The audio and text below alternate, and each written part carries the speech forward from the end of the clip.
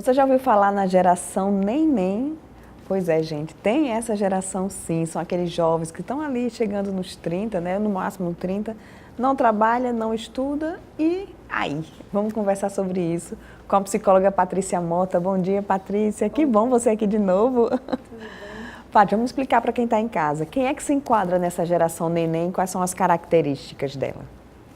Então, a geração desses neném, né, que não trabalham nem estudam, teve uma pesquisa recente que detectou algumas características que eles possuem, que são de grandes habilidades, mas também possuem outras que são de baixas habilidades, né?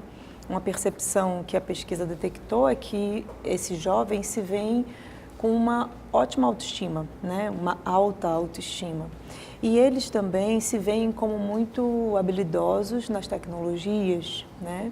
E também se veem como cumpridores de metas, de objetivos, né? São habilidades maravilhosas, né? Para o mundo de hoje, para o desenvolvimento tecnológico que hoje, né, a vida vem solicitando. E por que nós estamos no mercado de trabalho com tantas habilidades, né? E aí a outra faceta, né, desse estudo mostrou que esses jovens, eles possuem algumas deficiências, né, em relação a alguns processos, como por exemplo os relacionamentos interpessoais, têm uma dificuldade de trabalhar em equipe, apresentam alguma dificuldade de aceitar as frustrações, né? Alguns deles falam inglês, mas não de forma fluente, né? Isso também foi algo detectado. E os empregadores, eles estão tendo dificuldades de absorver esse jovem, sobretudo por conta dessa não habilidade interpessoal, de relacionamento interpessoal.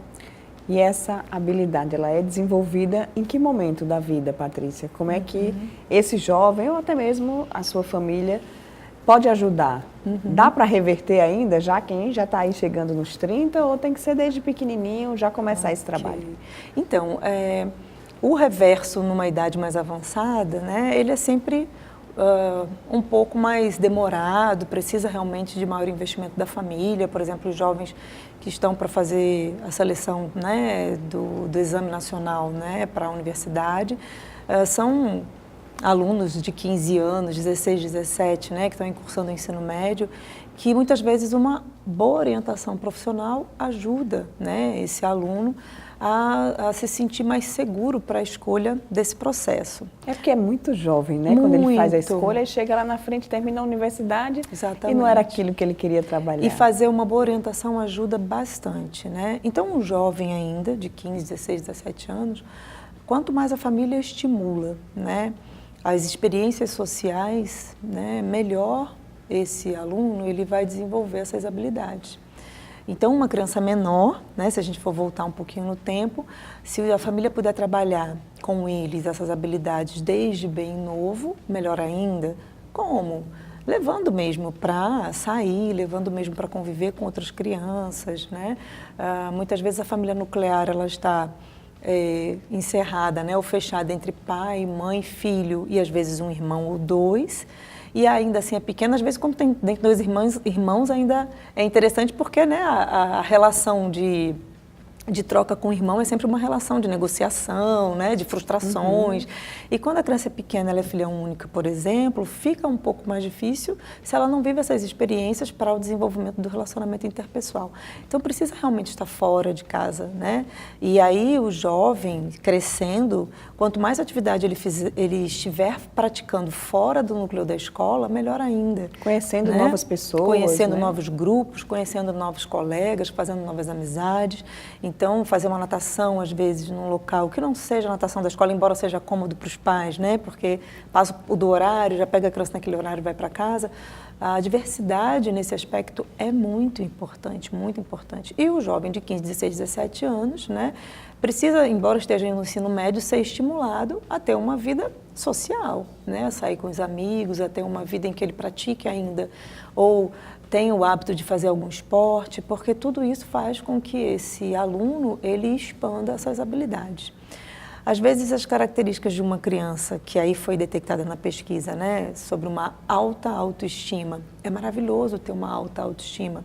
No entanto, não é bom quando a pessoa, a criança ou adolescente, olha para ele mesmo se vendo muito superior às outras pessoas. Aquele olhar narcisista, pois né? é, que aí não ajuda, porque na hora que a criança ou o adolescente se coloca nesse lugar, fica realmente difícil ele aceitar a frustração do outro, fica difícil ele aceitar se ele não consegue fazer alguma coisa, ele logo para e se frustra e não encaminha.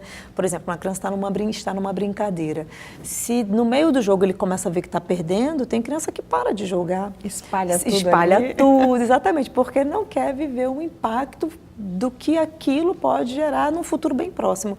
E é essa geração que está no mercado de trabalho hoje, que é uma geração que tem essa limitação em lidar com essas frustrações. Então, ter uma boa autoestima é muito bom, mas é preciso realmente ter uma dosagem de realidade para isso, né? Então, a criança faz um desenho, não dá para você dizer que o desenho é maravilhoso, porque o desenho tem coisinhas faltando, às vezes nem está tudo ali que ele está dizendo que está. Então, interagir com a criança perguntando, mas onde é que está essa parte do desenho? Será que ficou faltando? Vamos acrescentar?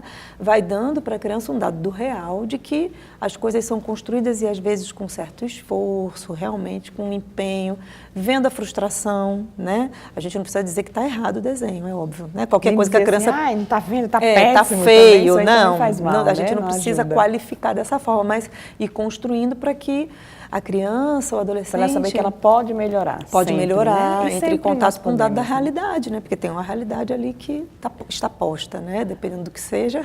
Patrícia, a gente tem essa questão do Enem cada vez mais cedo, né? Os jovens, eles precisam aí decidir em que área eles querem atuar. E a gente percebe muita mudança nas profissões, né? Tem muita coisa nova chegando e muitas vezes eles se veem perdidos. Como ajudar, né, nesse momento da escolha? Então, nossa, essa é uma pergunta até difícil de organizar, porque para mim vai lá para as questões de aprendizagem mesmo. Porque a aprendizagem, ela é um conteúdo, ou ela é um arcabouço de tema que envolve um bom desenvolvimento cognitivo, cognitivo e intelectual, né? Um bom desenvolvimento cognitivo e intelectual, um bom desenvolvimento emocional e um bom desenvolvimento social. Então, muitas vezes, pais, escola, aplaudir o desenvolvimento cognitivo do aluno é muito legal, aplaudir o desenvolvimento intelectual do aluno é muito bom, mas a criança, o adolescente, ele também precisa viver o desenvolvimento das habilidades emocionais e sociais, que é disso que a gente está falando, das frustrações, daquilo que é interagir com o outro, né? Então, quando eu vou para o Enem, e hoje as tecnologias estão aí, né, em super destaque, a educação dentro desse processo...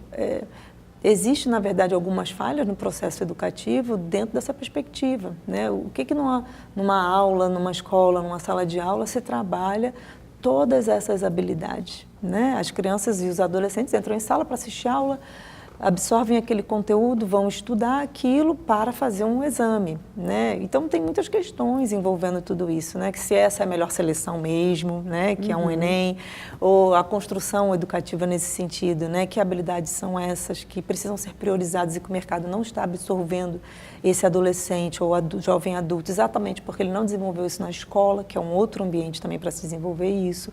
Então, é uma discussão que leva para muitos campos, né? Mas hoje o que nós temos é esse tipo de seleção.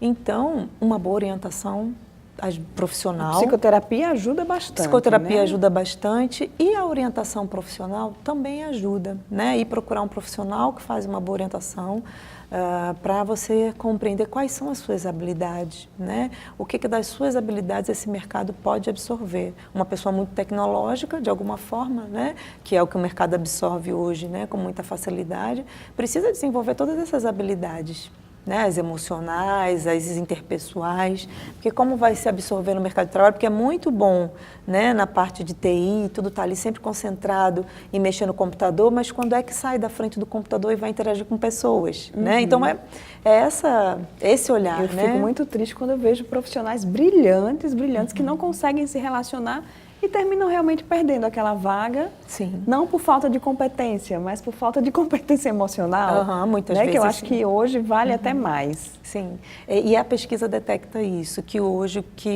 o empreendedor, aquele que contrata, né, ele está realmente precisando de pessoas que saibam trabalhar em equipe, né, que tenham essa habilidade desenvolvida. Então, esse é um aspecto realmente importante. Então, só o intelectual e o cognitivo, ele é super valioso, mas não é tudo. Não é tudo.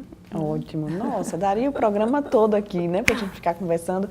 Paty, tem um Instagram da Pensare, né, que eu vejo que sempre tem várias dicas lá. Tem sim. Passa para o pessoal que está em casa, porque aí também é mais uma opção para você se informar e com certeza lá também deve ter essa orientação para esses jovens que estão aí nesse momento tão crucial da vida. Então, o Instagram é o Pensare, né, o Instituto Pensare, e sempre tem postagens sobre vários aspectos, né, é uma clínica que trabalha com vários profissionais, né, então as pessoas ali estão sempre atentas, né, àquilo que está acontecendo. Eu acho interessante lá, porque são tantos profissionais, então dá para atender o pai, o filho, a criança, né, dá. O jovem tem sempre um espaço que absorve sim, né? Sim. E ajudar. Com certeza, com certeza. Paty, muito obrigada. Obrigada. Viu? Viver Bem está aqui sempre de portas abertas para você. É um prazer lhe receber aqui. Obrigada, Juliana. Obrigada. E a gente vai para o rápido intervalo, não saia daí, já já tem mais Viver Bem.